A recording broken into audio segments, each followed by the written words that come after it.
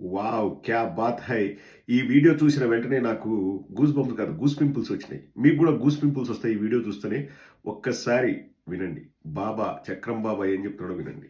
మన మిత్రులు చెప్పారు, లక్ష్మణ చెప్పాడు. ఏం చెప్పారు? తాడిపత్రి నుంచి విదేశాలకి ఒక ట్రైన్ వేసి ఇక్కడి నుంచి ఒక్క బనానా ఎక్స్పోర్ట్ చేస్తున్నామంటే అది తెలుగుదేశం పార్టీ దూరదృష్టి అని చెప్పి నేను మీకు తెలియజేస్తున్నా.